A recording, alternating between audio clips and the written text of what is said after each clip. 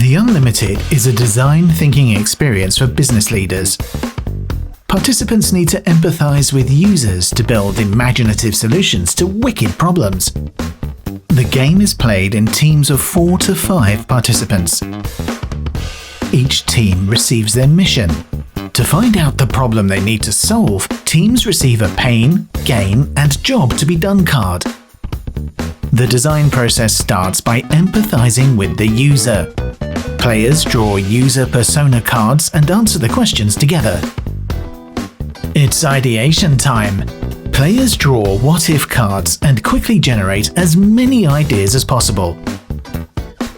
The teams are now ready to formulate the best Unlimited solution to their problem.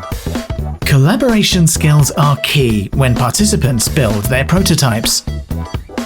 The mystery clients arrive. The teams present their prototype and discuss how it answers the user's problem. This ends the design thinking cycle, and participants are ready to apply their learning to create change in their own context.